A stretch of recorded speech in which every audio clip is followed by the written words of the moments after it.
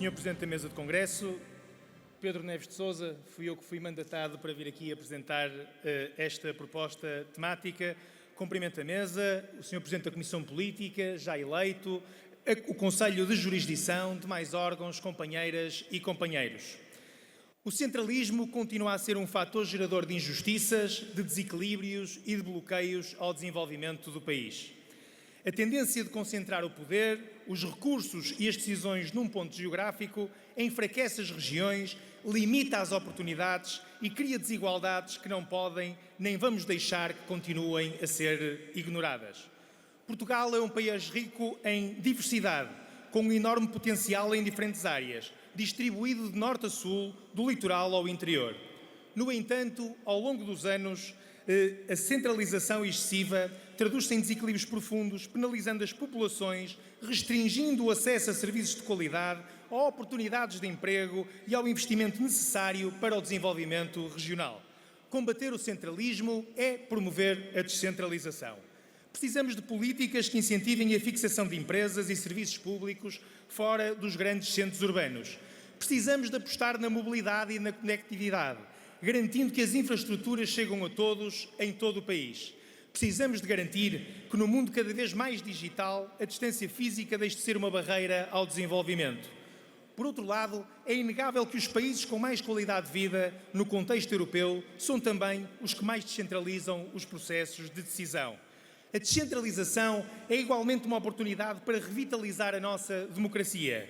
Quando damos voz e poder às regiões, aproximamos os cidadãos da política, promovemos a participação cívica e reforçamos a confiança nas instituições. Portugal deve ser construído e desenvolvido como um país equilibrado, territorialmente coeso, que privilegie a igualdade de oportunidades e promova a qualidade de vida e o bem-estar de todos os portugueses.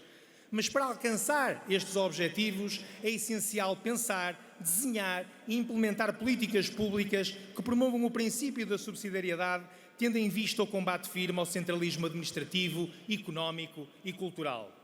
No momento atual não podemos ficar pela simples descentralização administrativa ou mesmo a desconcentração de competências em órgãos administrativos periféricos. Temos de ser ambiciosos nas nossas ambições e firmes nas convicções de que somos feitos, sempre com os olhos postos num Portugal moderno, desempoeirado e descomplexado, concebendo políticas públicas que sejam indutoras de confiança para as empresas e para todos aqueles que arriscam a investir em Portugal, independentemente do local escolhido no território nacional. Mas importa fazer aqui o diagnóstico de três realidades. Uma delas relativas à ocupação do território, outra relativamente àquilo que designamos por imigração nacional e outra quanto à análise daquilo que é a implantação das empresas no território.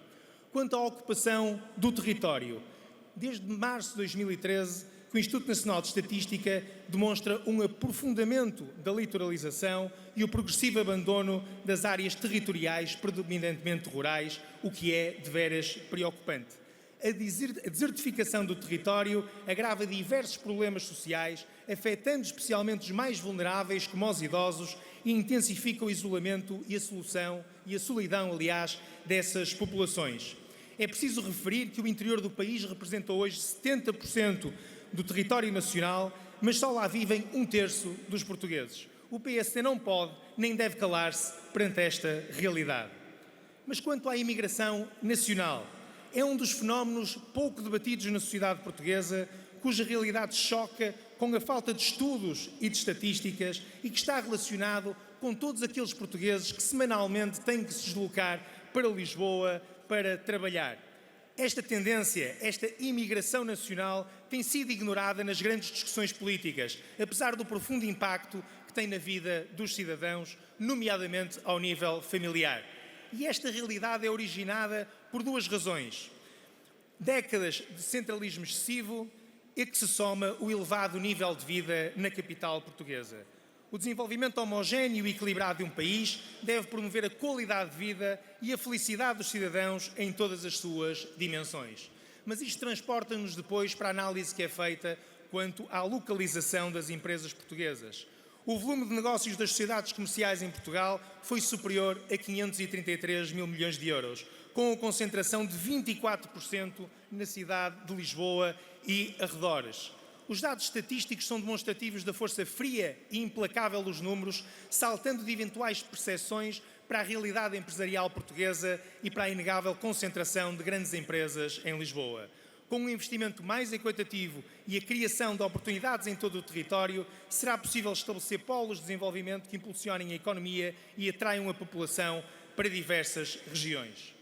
As políticas públicas e até o modelo de organização administrativa tendem a servir o modelo indutor às lógicas empresariais e constituem um instrumento de modelação dos esquemas de estruturação dos vários sistemas de desenvolvimento privados. Se o Estado é centralizador, o setor privado tende naturalmente a imitá-lo nos seus processos de decisão e de organização. O PSD sempre considerou a igualdade de oportunidades como um pilar fundamental no seu pensamento político. Para o PSD, a ideia de um país a duas velocidades é absolutamente inaceitável. A coesão territorial só será assim alcançada através de um compromisso firme com a descentralização, com políticas que promovam um crescimento equitativo em todas as regiões do país e com a coragem de enfrentar o centralismo. Ser corajosos e audazes, é esse o nosso compromisso, é essa a nossa missão. Muito obrigado, viva o PSD, viva Portugal!